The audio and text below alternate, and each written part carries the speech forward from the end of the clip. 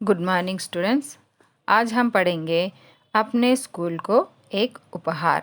उपहार मतलब गिफ्ट। इसके लेखक हैं ऋतुभूषण और यह उपवाचक पाठ है। पाठ से पहले मैं आपको कुछ इन्फॉर्मेशन देना चाहती हूँ। मेरा ब्लॉग अकाउंट है, मैंने उसका लिंक डिस्क्रिप्शन में दिया गया है। उसमें सारे सब्जेक्ट्स आपको मिल जाएंगे, पूरे क्लासेस के 6th to 10th क्लास तक पूरे सब्जेक्ट्स के आपको पूरे इम्पॉर्टेंट क्वेश्चंस मिल जाएंगे। न्यू लेटर राइटिंग पैटर्न भी मिल जाएगा आपको, और फर्स्ट लैंग्वेज सेकंड लैंग्वेज के स्टडी मटेरियल भी मिल जाएगा। और आपको ग्रामर के लिए मैंने स्पेशली क्वेश्चन पेपर बनाया है, वह भी आपको मिल जाएगा। और बॉटम राइट साइड जो है बेल आइकन, उसे प्रेस कीजिए, आपको नोटिफिकेशन मिल जाएगा। आप नोटिफिकेशन के लिए बेल आइकन को प्रेस कीजिएगा। अपने पुराने स्कूल में वह एक मेधावी छात्र रहा था। తన పాత పాఠశాలలో అతడు ఒక మేధావి विद्यार्थी। पिछले 5 वर्ष से वह हर वर्ष कक्षा में सबसे आगे था। గత 5 సంవత్సరాలుగా తను తన తరగతిలో అందరికంటే ముందుండేవాడు। कक्षा में सबसे आगे था। उसे कहानियों की किताबें पढ़ने का शौक था। అతనికి కథల పుస్తకాలు చదవడం అంటే చాలా ఇష్టం। अतः उसकी अंग्रेजी और हिंदी बहुत अच्छी थी। అందుకని అతనికి ఆంగ్ల భాష, హిందీ భాష బాగా ఇష్టం। ఎందుకంటే అతను ఎల్లప్పుడూ కథల పుస్తకాలు చదువుతూ ఉండేవాడు। उसे सामान्य ज्ञान की पुस्तकें पढ़ना भी बहुत पसंद था और इससे उसका विज्ञान और इतिहास का ज्ञान भी विकसित हो गया। అతనికి సాధారణ జ్ఞానానికి సంబంధించిన పుస్తకాలు కూడా చాలా ఇష్టం। అందువలన అతని విజ్ఞాన శాస్త్రం మరియు చరిత్రకు సంబంధించిన, చరిత్ర అంటే సోషల్ సంబంధించిన విజ్ఞానం వికసించింది। వహ్ ఔర్ గణిత్ కా తో వహ్ జాదుగర్ థా హీ। అతడు లెక్కల విషయంలో, లెక్కలు అంటే గణిత శాస్త్రం, మ్యాథ్స్లో అయితే గణిత మాంత్రికుడే, అంటే వేళ్లపై మ్యాథ్స్ చేసేవాడు అన్నమాట। अध्यापक के बोर्ड पर पूरा प्रश्न लिखने से पूर्व ही वह उसका उत्तर बताने के लिए अधीर हो हाथ उठा देता। అయితే ఉపాధ్యాయుడు నల్లబల్లపై, బ్లాక్ బోర్డుపై ప్రశ్నలు వ్రాయడానికి పూర్వమే అతడు వాటికి సమాధానం చెప్పడానికి ధైర్యంతో చేతులెత్తేవాడు। అంటే అంత మేధావి, గణిత శాస్త్రంలో ఆ బాలుడు అంత మేధావిగా ఉండేవాడు। पुराने स्कूल में उसके बहुत सारे मित्र थे और सभी अध्यापक भी उसे पसंद किया करते थे। తనకు పాఠశాలలో చాలామంది మిత్రులు ఉన్నారు। ఉపాధ్యాయులు కూడా ఆ పిల్లవాడిని చాలా ఇష్టపడేవారు। ఎందుకంటే వాడు, ఆ అబ్బాయి చాలా క్లేవర్ కాబట్టి, బాగా చదువుకునేవాడు కాబట్టి। वह सबसे खुशी खुशी मिलता और मुस्कुराकर हेलो कहता। అందరినీ, ఆ బాలుడు అందరినీ సంతోషంగా కలుస్తూ హలో అని పలకరించేవాడు। ఎప్పుడైనా ఎవరైనా కష్టాలలో ఉంటే రాజు అందరికంటే ముందుగా ఉండేవాడు। वह सबसे खुशी खुशी मिलता और मुस्कुराकर हेलो कहता। जब भी कोई कठिनाई में होता तो राजू सबसे पहले उसकी मदद के लिए पहुंच जाता। ఎప్పుడు అందరికీ సహకరించేవాడు। उसके पुराने स्कूल में कभी किसी ने उसकी कमज़ोरी की ओर भी ध्यान नहीं दिया।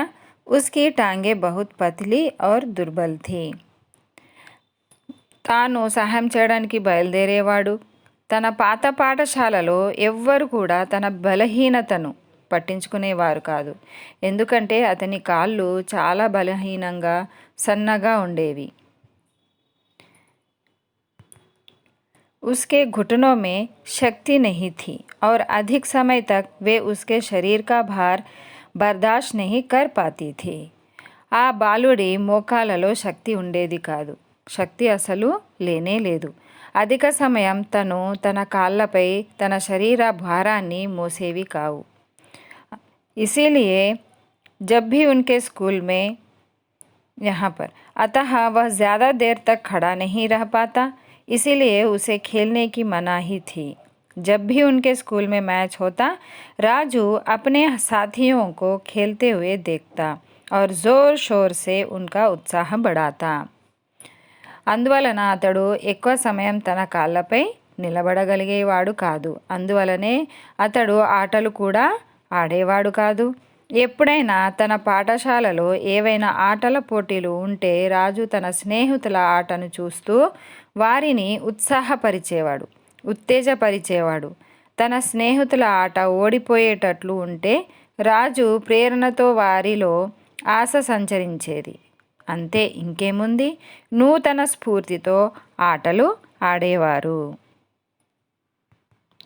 जब उसके मित्र मैच हारने लगते तो राजू के प्रेरणादायक शब्दों से उनमें आशा का संचार होता और वे नई स्फूर्ति से खेलने लगते. सारी रात राजू अपने पुराने स्कूल के विषय में सोचता रहा और उसने सच्चे मन से प्रार्थना की कि उसका नया स्कूल भी उसके पुराने स्कूल जितना ही अच्छा हो. రాజు రాత్రంతా తన పాఠశాలను గురించి ఆలోచిస్తూ తన నూతన పాఠశాల గురించి తన పాత పాఠశాల అంత మంచిదిగా ఉండాలని ప్రార్థించాడు. కొత్త పాఠశాల కూడా అంతే బాగా ఉండాలని, స్నేహితులు కూడా అలాగే ఉండాలని ప్రార్థించాడు. वैसे राजू यह बात भली भांति जानता था कि यदि स्वर्ग में भी स्कूल हो तो वह भी उसके पुराने स्कूल से ज़्यादा अच्छे तो नहीं हो सकता. ఇలాగే ఒకవేళ స్వర్గంలో కూడా పాఠశాల ఉండి ఉంటే అది కూడా తన పాఠశాల కంటే మంచిగా ఉండదని రాజు అభిప్రాయపడేవారు. ఎందుకంటే తన పాత పాఠశాల అంతా బాగుగా ఉండేది, మిత్రులు కలిసిమెలిసి ఉండేవారు, ఉపాధ్యాయులందరూ తనను ఎప్పుడూ మెచ్చుకునేవారు, తనతో ఎంతో ప్రేమగా ఉండేవారు. उसके स्कूल छोड़ते समय सभी मित्र कितने रो रहे थे. उसके संगी, साथी, अध्यापकगण और यहाँ तक कि प्रधानाचार्य ने भी उसके पिताजी से उसे वही छोड़ जाने को अनुरोध किया था. తన పాఠశాల విడిచి వచ్చేటప్పుడు ఎంతమంది స్నేహితులు ఏడ్చారు. తన స్నేహితులు, ఉపాధ్యాయులు, అక్కడ దాకా ఎందుకు, ప్రధానోపాధ్యాయులు కూడా తన తండ్రి గారితో అతడిని అక్కడే వదిలి వెళ్ళమని ప్రార్థించారు. लेकिन उनकी किसी बात पर ध्यान नहीं दिया जा सका. उसके पिताजी का तबादला हो गया था और अपने एकलौते बेटे को वहीं पर छोड़ जाने की बात वे सोच भी नहीं सकते थे. వాళ్ళ నాన్నగారు బదిలీ అయ్యారు. తబాద్లా కా అర్థ హై బదిలీ అయ్యారు. కానీ వాళ్ళ నాన్న ఎవరి మాటను పట్టించుకోలేదు. తన ఏకైక కుమారుణ్ణి అక్కడే వదిలి వెళ్ళాలనే విషయాన్ని వాళ్ళు ఆలోచించనే లేదు. ఎందుకంటే తను కాళ్ళతో సరిగా నడవలేడు కాబట్టి. अगले दिन प्रातः राजू जल्दी ही उड़ गया और फटाफट उसने अपनी वर्दी भी पहन ली. మరుసటి రోజు ప్రాతకాలాన్నే రాజు త్వరగా లేచి తన యూనిఫారంను ధరించాడు. आईने में अपने को देखकर सोचने लगा कि वर्दी तो अच्छी लग रही है. అద్దంలో తనను తాను చూసుకొని నమదుస్తులైతే బాగానే ఉన్నాయే, తన దుస్తువులైతే యూనిఫామ్ అయితే బాగానే ఉందే, చాలాగే సూట్ అయింది, ఇలా ఆలోచించాడు. లేకిన్ ఫిర్ భీ ఉస్సే నాస్తా నహీ కియా. हो सकता है स्कूल भी अच्छा ही हो. పాఠశాల కూడా బాగానే ఉంటే బాగుంటుంది అని అనుకున్నాడు. అతడేమి టిఫిన్ కూడా సరిగా తినలేదు. हो सकता है कि स्कूल भी अच्छा ही हो लेकिन फिर भी उससे नाश्ता नहीं किया जा सका. माता पिता समझ गए और उन्होंने ज़बरदस्ती नहीं की. అమ్మా నాన్నలు అర్థం చేసుకున్నారు. అతనిపై ఎటువంటి ఒత్తిడి చేయలేదు. ఎందుకంటే ఆ రోజు మొదటి రోజు కాబట్టి. पिताजी ने अपनी गाड़ी में स्कूल के फाटक तक छोड़ दिया और अपने बेटे को मुस्कुराकर विदा किया. నాన్నగారు తనను బడి పాఠశాల గేటు వరకు వదిలి తన బండిపై తీసుకువెళ్ళి వదిలి నవ్వుతూ వీడ్కోలు చెప్పారు. తర్వాత తాను తన ఆఫీస్కి బయలుదేరారు. రాజు ధీరే ధీరే చల్నే లగా. ధీరే ధీరే పునరుక్తి శబ్ద హే. రాజు నెమ్మదిగా నడుచుకుంటూ వెళ్తున్నాడు. క్యోంకి వహ్ తేజ్ నహీ చల్ సక్తా. ఎందుకంటే అతని మోకాల్లో అతను ఎక్కువగా భారము వేయలేడు కాబట్టి నెమ్మదిగా నడుచుకుంటూ వెళుతున్నాడు. ఉస్కి మధుర్ ముస్కాన్ को लोग घूरते रहे और कुछ ने तो उसकी टांगों की ओर संकेत करके हंसते हुए उसका मजाक भी उड़ाया. అతని కాళ్ళ వైపు సైగ చేసి నవ్వుతూ అతనిని అవహేళన చేస్తున్నారు అక్కడి జనం అంటే అక్కడి పిల్లలు. कुछ क्षणों में ही पूरा मैदान और बरामदे कौतूहल से देखने और उसकी ओर इशारा करके हंसने वालों से भर गया. కొద్ది క్షణాల్లోనే మైదానం అంతా వరండా అంతా కుతూహలంతో తననే చూస్తూ అతని వైపు సైగ చేస్తూ నవ్వుకునే వారి సంఖ్య పెరిగిపోయింది. जब पहला पीरियड आरंभ हुआ तो अध्यापक ने राजू को कक्षा में सबसे पीछे बिठा दिया. పాఠశాల ఉపాధ్యాయులు కూడా అక్కడేమీ జరగనట్లు వెళ్ళిపోయారు. తరువాత మొదటి పీరియడ్ ప్రారంభం కాగానే ఉపాధ్యాయుడు రాజుని అందరికంటే వెనుక కూర్చోబెట్టాడు. जब राजू से उसका परिचय पूछा गया तो उसने बताया कि वह एक गांव के स्कूल से आया. అప్పుడు రాజుకు తన గురించి చెప్పమని అడిగారు ఉపాధ్యాయులు. పరిచయం చేసుకో అని చెప్పగా తను ఓ గ్రామ పాఠశాల నుండి వచ్చినట్లు చెప్పాను. इस पर छात्रों को हंसी आई. అది విన్న ఉపాధ్యాయునితో సహా తరగతిలో ఉన్న పిల్లలందరూ నవ్వారు. मधुर स्वभाव वाले राजू ने इसके पहले गुस्से को कभी भी महसूस नहीं किया था. ఎప్పుడు సంతోషంగా ఉండే రాజు ఇంతవరకు తనకు కోపం రాలేదు. కానీ రాజు ఇంత ముందెన్నడూ కోపాన్ని ప్రదర్శించలేదు. ఆ రోజు తనకు చాలా కోపం వచ్చింది. वही स्वयं को यही समझाता रहा कि अभी धैर्य रखने की ज़रूरत है, जल्दी ही सब कुछ ठीक हो जाएगा. అతడు స్వయంగా తనకు తాను ధైర్యంగా ఉండవలసిన అవసరాన్ని గుర్తించాడు. త్వరగానే అన్నీ సర్దుకుంటాయి అని తనలో తాను అనుకున్నాడు. అప్పుడు लेकिन पूरे दिन हर पीरियड में यही व्यवहार दोहराया जाता था. కానీ పూర్తిగా రోజంతా ప్రతి పీరియడ్లోనూ ఇలాగే జరిగింది. राजू तो किसी अलग ही मिट्टी का बना हुआ था. उसने यह प्रमाणित करने का निश्चय किया था कि गाँवों के स्कूल शहरों के बराबर ही अच्छे होते हैं. ప్రతిసారి ఒక కొత్త ఉపాధ్యాయుడు రావడం రాజును ప్రతిసారి అవమానించడం జరిగింది. రాజును తన పాఠశాలను ఎగతాళి చేయడంలో వారు విజయాన్ని సాధించారా? కానీ రాజు వేరే మట్టితో తయారు చేయబడినవాడు. అతడు గ్రామ పాఠశాలలు పట్టణ పాఠశాలల కంటే తక్కువేమీ కాదని నిరూపించదలచాడు. అంటే ఇక్కడ విలేజ్ నుంచి వచ్చినాడు కాబట్టి అతనిపై అందరూ నవ్వడం ప్రారంభించారు. అయితే రాజు తనలో తాను ఏమనుకున్నాడు? పాఠశాలలు గ్రామ పాఠశాల కంటే సిటీ పాఠశాలలో ఎక్కువ చదువుకుంటారు అని అనుకుంటారు. కానీ అలా కాదు, గ్రామ పిల్లలు కూడా చదువుతారు అని నిరూపించడానికై తనలో తాను అనుకున్నాడు. उस शाम राजू ने अपने माता पिता को कुछ नहीं बताया. ఆ రోజు రాజు తన తల్లిదండ్రులకు ఏమీ చెప్పలేదు. उनके जिज्ञासापूर्ण प्रश्नों पर मुस्कुराकर रह गया क्योंकि वह झूठ भी नहीं बोलना चाहता था. వాళ్ళు జిజ్ఞాసాపూర్వకంగా ఎవరు? రాజు యొక్క అమ్మ నాన్న అడుగుతున్న ప్రశ్నలకు జవాబులేమీ చెప్పకుండా నవ్వుతూ ఉండిపోయాడు. ఎందుకంటే తనకు అబద్ధం చెప్పడం కూడా ఇష్టం లేదు.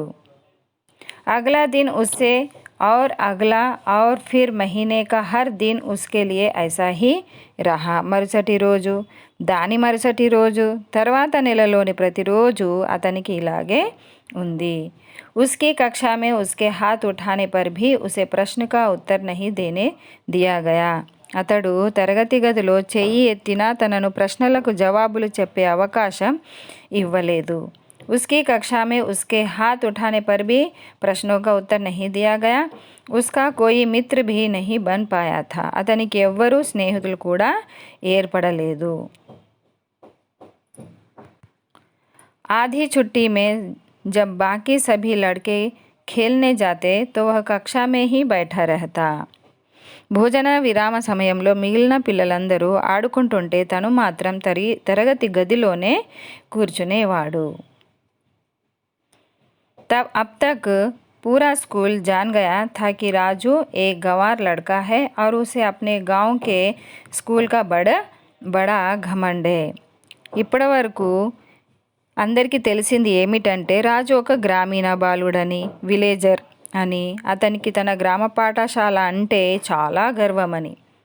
आखिरकार राजू ने इस स्थिति से निपटने के लिए बड़ी चतुराई से एक योजना बनाई. ఆఖరికి రాజుకు ఈ స్థితి నుండి బయటపడడానికి తెలివిగా ఒక ప్రణాళిక సిద్ధం చేసుకున్నాడు. ఏంటది అంటే कक्षा के अध्यापकों द्वारा प्रश्न पूछे जाने पर उसने हाथ उठाना ही बंद कर दिया. ఎప్పుడైతే తనకు ఛాన్స్ ఇవ్వలేదో రాజు నిశ్చయించుకున్నాడు ఇంకా నేనేమి చెయ్యను అని. తరగతి గదిలో ఉపాధ్యాయుల ప్రశ్నలు అడిగినప్పుడు చేతులు ఎత్తడం మానేశాడు. परिणाम स्वरूप बहुत शीघ्र ही अध्यापकों और छात्रों ने उस पर ध्यान देना बंद कर दिया. తత్ఫలితంగా ఏమైంది, విద్యార్థులు ఉపాధ్యాయులు అతనిపై దృష్టి పెట్టడం మానేశారు. राजू यह जानता था कि 1 महीने के बाद उसकी वार्षिक परीक्षा होने वाली है. ఒక నెల తరువాత వార్షిక పరీక్షలు ఉన్నవని రాజుకు తెలుసు. इसीलिए उसने घर पर अधिक परिश्रम किया. आखिर उसे नए स्कूल के समक्ष प्रमाणित करना था कि उसका पुराना गांव का स्कूल कोई कम नहीं था. అందువలన రాజు ఇంటి వద్దనే ఉండి ఎక్కువ పరిశ్రమ చేయడం ప్రారంభించాడు. అతనికి తన కొత్త పాఠశాల ముందు తన పాత పాఠశాల అంటే గ్రామ పాఠశాల మూర్ఖుల స్వర్గం కాదని నిరూపించదలిచాడు. सबने मान लिया था कि రాజు को तो फेल होना ही है. అందరూ అనుకున్నారు ఇంకా ఎలాగో రాజు ఫెయిల్ అవుతాడని. जैसे जैसे समय पास आता गया सभी लड़के पढ़ने में व्यस्त होते गए. पर राजू को किताबें लिए देखकर उस पर हंसने और मजाक उड़ाने का समय फिर भी निकाल ही लेते. సమయం గడిచే కొలది విద్యార్థులందరూ చదువులో మునిగిపోయిరి. రాజు చేతిలో పుస్తకాలను చూసి వారు హేళనగా నవ్వుకొనసాగిరి. రాజు ఇప్పుడు చాలా ధైర్యంగా తన మనస్సులోనే నవ్వుకుంటూ చదువుకుంటూ ఉండెను. राजू बहुत धैर्यवान हो गया था और वह चुपचाप मन में ही मुस्कुराता हुआ अपनी पढ़ाई करता रहा. 1 सप्ताह में ही वार्षिक परीक्षा समाप्त हो गई. राजू 2 सप्ताह की छुट्टी के लिए गांव वापस गया. उसके बाद ही परीक्षा परिणाम निकलना था. తర్వాత రాజు ఇప్పుడు చాలా ధైర్యవంతుడయ్యాడు. మనసులోనే నవ్వుకుంటూ ఉండేవాడు. ఎప్పుడు చదువుతూనే ఉండేవాడు. 1 వారంలోనే పరీక్షలు అయిపోయాయి. రాజు 2 వారాల సెలవులపై తన గ్రామంకి తిరిగి వెళ్ళెను. ఆ తర్వాత పరీక్ష ఫలితాలు వస్తాయి. परिणाम निकलने के पहले दिन राजू लौट आया और अगले दिन पूरे आत्मविश्वास से अपने पिता के साथ परीक्षा फल देखने गया. పరీక్షా ఫలితాలు వెలువడనే ముందు రోజు రాజు తిరిగి వచ్చాడు. మరుసటి రోజు ఆత్మవిశ్వాసంతో కాన్ఫిడెంట్తో తన తండ్రి గారితో పరీక్షా ఫలితాలను చూడడానికి వెళ్ళాడు. एक बार फिर वह कक्षा में प्रथम आया था. మరోసారి రాజు ప్రథమ స్థానం పొందాడు. తరగతిలో ప్రథమ స్థానం పొందాడు. उसके पिताजी खुश थे लेकिन राजू के हर्ष की तो सीमा ही नहीं थी. తన నాన్నగారు సంతోషించారు కానీ రాజు సంతోషానికి అవధులే లేవు. प्रथम आने पर वह इतना प्रसन्न कभी नहीं हुआ था, क्योंकि अब उसने अपने स्कूल को सुंदर और समुचित उपहार समर्पित किया है. ప్రథమ స్థానం పొందినప్పుడు అతడెప్పుడూ ఆనందపడలేదు. అతడు తన పాత పాఠశాలకు ఒక అందమైన సముచితమైన మంచి బహుమతిని సమర్పించాడని ఆ రోజు చాలా ఆనందపడ్డాడు. तो बच्चों, मैं आशा करती हूँ कि यह पाठ से यह हमें सीख मिलती है कि विशेष आवश्यकता वाले बच्चों को हमें प्रेरणा देनी चाहिए, उनमें उत्साह भरना चाहिए, उन पर सहानुभूति नहीं दिखानी चाहिए, उनकी अवहेलना नहीं करनी चाहिए. और ग्राम और देहाती और शहर के पाठशालाओं में भी बहुत सारे बच्चे पढ़ने वाले होते हैं. हमें किसी को नीचा दिखाना नहीं चाहिए. तो मैं आशा करती हूँ कि आपको यह पाठ समझ में आया हो तो मेरे वीडियो को लाइक कीजिएगा, अपने दोस्तों को शेयर कीजिएगा और मेरे चैनल को सब्सक्राइब कीजिएगा. धन्यवाद. Thank you.